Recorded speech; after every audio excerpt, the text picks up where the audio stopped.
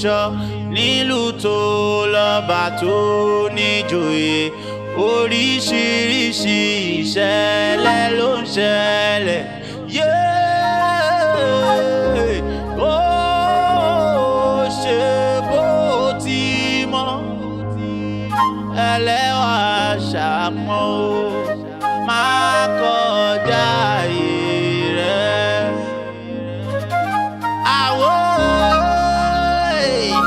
Ṣọ́ra gbàmọ̀ràn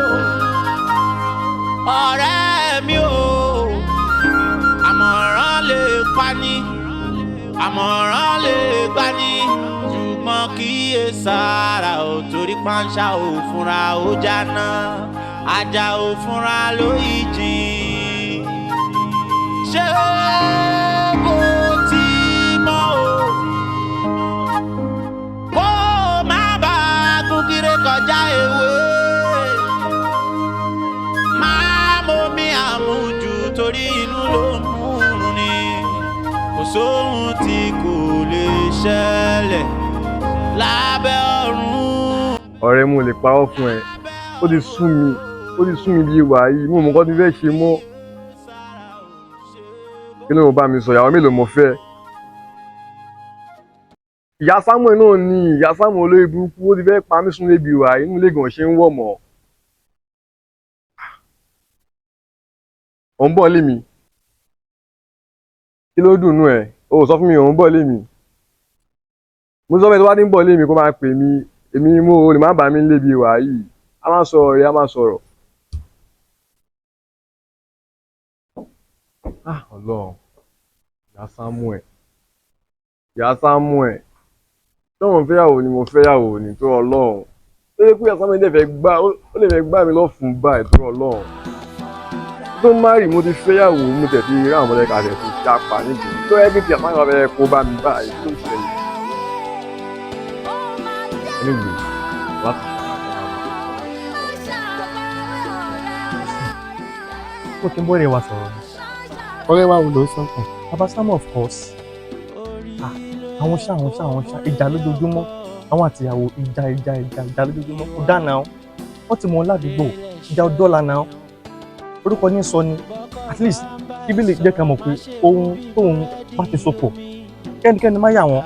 at least ó ní ṣé ẹni méjì á lè jọ ìpọ̀gbé láì jẹ́ pé wọ́n rẹ́ ó yẹ kó máa jà every time. má mọ̀ ládùúgbò náà. lórí Michael. Yes. a kàn ń bí baba Samuel. ìyá Samuel gbọ́ ló ní fọ́ọ̀tì lọ́wọ́ jù. ẹ̀wọ̀n ò gbọ́wọ́ Yorùbá ni tó ní orí títa gbọ́ ẹ̀kọ́ ni Kẹ́hìndé ló wáyé. tó mọ̀ pé gbogbo wa tí ìyá Samuel wù yìí òun ṣé wọn kọ ni.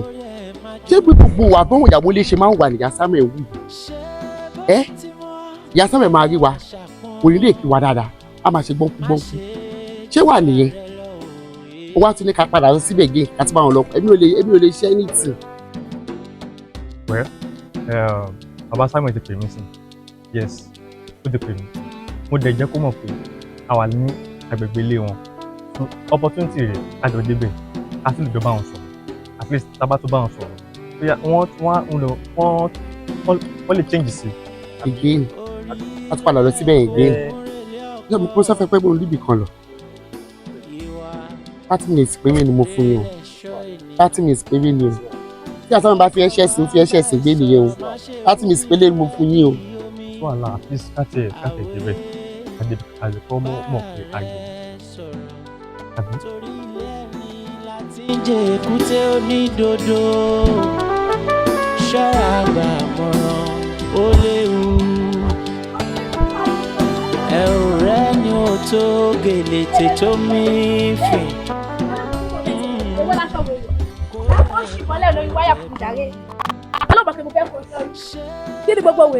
Wow, guys, double tap for your screen. Yes, àbúrò mi obìnrin kan tó tí mo ní ní ìyá fine family.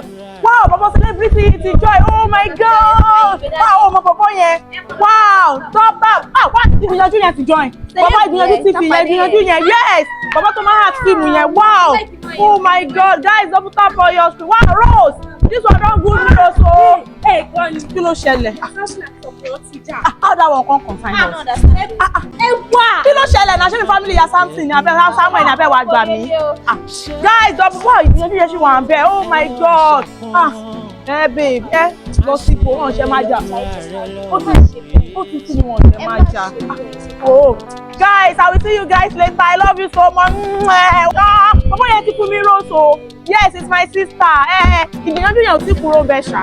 Wow, ó yá ká máa lọ. Ìbá bẹ̀rẹ̀ sí wá ní mo tún bẹ̀rẹ̀. Tó fẹ́ dọ̀ mi. Tó mọ̀ pé mo kàn lè gba etí ẹ nísinsìnyí ṣàṣọmọ bẹ́ẹ̀. Nínú lẹ́mìí wá gbá etí wọn ti bí ẹrẹ. Wọn bí èmi rè. Wọn bí ẹ̀dá. Mo ti bá gba etí ẹ, ó máa rí nǹkan oṣù ẹ nísinsìnyí. Mo ò bó gbádùn. Nínú lẹ́mìí, wọ́n bá ti bí ẹrẹ fún aṣọ ẹ̀ kó sà. Wọ́n bá bí ẹ̀dá kó sà aṣọ. Wọ́n bá ti bí ẹrẹ tó mọ̀ pé ìyá ẹ ló bí ẹ̀ sà aṣọ. Mi ò fẹ́ wàhálà. Tí bá tún bẹ̀rẹ̀ wá ni mo bẹ̀rẹ̀ ẹ̀sìn. Mi ò fẹ́ wàhálà yín o. Ṣébi ló bá ń kó Mi ò gbádùn tó yẹn o. Nínú lẹ́mìí, olóòfẹ́ wàhálà. Ó ṣẹ̀ṣẹ̀ bẹ̀rẹ̀ wàhálà. Ewu gan ni. Ẹ jẹ́ kí yàn rí client bá sọ̀rọ̀. Kí ló ń ṣẹlẹ̀ ń bí báyìí gan? Kí ló ń ṣẹlẹ̀? Ẹ kàn fi ti dá mi dúró mi ò rí client bá sọ̀rọ̀. Ṣebí wèrè ìyàwó láńlọ́ọ̀dù ẹ ló ń pariwo bí olórí burúkú ẹni tó ti sílẹ̀ tipẹ́. Ilé tó wá ń pariwo bí ajá báyẹn, kí ló ṣẹlẹ̀ tó tọ̀? Wọ́n sì máa sowó mọ́lẹ̀ tó bá yá. Wàá rí. Wọ́n kàn ń pariwo bí ajá báyẹn, wọ́n kàn ń disturb mi, wọ́n jẹ́ kí ráyè pé client, wọ́n jẹ́ kí báwọn aláké mi sọ̀rọ̀ rárá. Tọ́mọ táìmù tí mo sùn ni. Ẹni kí ló dé kí ló ṣẹlẹ̀ kí ló parí. Ẹ sà, ọkọ rẹ̀ ń pariwo ni, ìyá lánàá yẹ kàn ń pariwo bí ajá ni, èmi ò tẹ̀ fẹ́ mọ̀. Ó fẹ́ fún pápá òṣì láti ṣàpàdé ẹ̀ láyé bàbá àjẹ́ òun ló sọ fún òun pariwo bí ajá lulẹ̀ mi. Tó ti yà wẹ́rẹ́ ni. Nínú lẹ́mìí ó sọ fún òun pariwo bí ajá. Ìyá Samuel. Lórí ẹja mi. Kí ló dé kí ló ṣẹlẹ̀ náà? Ẹ máa ní sùúrù náà. Ẹgbẹ́ kan tó sọ. Ẹni sùúrù. Sùúrù wo ni wọ́n ti ẹ̀ pariwo látàwọn owó tiẹ̀ ní sùúrù rẹ̀ pariwo látàwọn. Gàtà bàbí kí ló pè ẹ́? Fún ọmọ àgbẹ̀rẹ̀ ló rárá o. O nẹ́kọ̀ọ́ àti ọ̀gbẹ̀rẹ̀ náà. Ògì létí ṣẹ́rí báyìí ẹ ọjọ́ mo fẹ́ kí everybody kó wọlé lọ àwọn olè yín lọ ẹ̀gbọ́n. Ẹ bá máa kìlọ̀ fún ọ. Ọmọ pẹ̀lú bọ́ọ̀ máa ń pariwo bí ajá yẹn, wọ́n sì máa padà fún ọ. Mo ti gbọ́. Ẹ ṣe àṣàkùnjọ tájà bá sí kó máa mójú olówó ẹ̀. Mo ti gbọ́. Ẹ fọ́ yà sábẹ̀ lórí. Mo ti gbọ́. Lórí bàbá sábà tí yà sábẹ̀ wá fọ́ wọn lórí. Wọ́n fún ẹ lórí èmi kò tẹ́lẹ̀ fún ẹ. Wọ́n ló fún ẹ lórí. Onídélẹ́bù yẹn ní sùúrù. Papa Simon ń kọ́. Ẹja Ọ̀rẹ́ wa ló ṣe wí òkú. Ọ̀rẹ́ wa ló ṣe wí òkú. Àlọ́ ò lẹ́kọ̀ọ́. Ó ṣe pàkọ́ bí pàkọ́ ẹlẹ́dẹ̀ ò lẹ́kọ̀ọ́. Ó lọ ṣe ènìyàn. Ó lẹ́kọ̀ọ́. Mo ti gbọ́. Ebi gẹ̀ẹ́sì ló máa ṣe ni wọ́n ṣe wọ̀ sí sí. Ìyàtọ̀ tó lè máa fẹ́ lọ yúrò kó lóògùn. Ó ṣe tẹ̀lé oyún. Ó ṣe pàkàpàkà ó ṣe wọ̀ lọ. Ó ti gbọ́.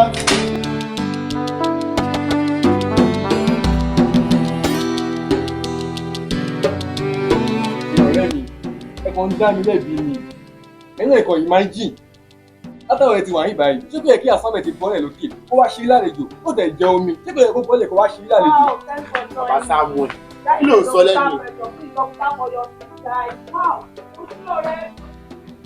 Bàbá Samuel kan sọ̀rọ̀ ni. Ẹjọ́ òṣèjọ́ ni kíyàn máa mọ̀ dáadáa. Tó ṣe ẹ báyìí. Ọjọ́ òní màtọ̀ ọ̀rẹ́ mi jọ wá sí ìbàdí. Tí mo béèrè pé ìwọ́dà tó ní ọjà àgbàtà fún òun fi wọ́n sùn lókè. Tí wọ́n tó ṣe ṣọ́wọ́ òkè ṣọ́wọ́ pòláìtì. Òun fi wọ́n sùn lókè. A tún jẹ́ òtún dá wa lò. Ọ̀rẹ́ orí bí ṣe sí ni. Àbáwọn obìnrin sì ń kọ́. Tó bá ti bímọ ojúlẹ̀ báyà, wọ́n bá tí wọ́n lọ ní. Wọ́n á gbọ́mọ ojúlẹ̀ ni. A tẹ̀ gbọ́ pé bàbá ìyàwó ẹ̀ gan ikán ògbé kan ni wọ́n. Àmọ́ díẹ̀díẹ̀ máa fọ̀rọ̀ Ọlọ́run máa díẹ̀. Bẹ́ẹ̀ ni wọ́n lọ́rọ̀ Ọlọ́run ní kàkàsì. Kòkó lọ́rọ̀ Ọlọ́run lè lọ́dá chọ́ọ̀chì. Wo èyí wù mí wọ̀n ni. Ẹja ni wọ́n fẹ́ràn. Ẹran lèmi fẹ́ràn. Ẹran yẹn ti ń ṣe Jésù. So jẹ́ kí n máa jẹ lọ ní gbogbo ìgbà. Kí n máa jẹ lọ. Ẹ̀yin ọ̀rẹ́ yóò tún jà rárá. Tí àsáyé wa ní kó òògùn ẹ̀dùn sí láti wá sí lálejò. Ẹ kì í bá ẹ lọ bomi wá kíbi ṣeré lálejò. Ó ti ẹ̀ dá omi òkè mú fẹ́ o.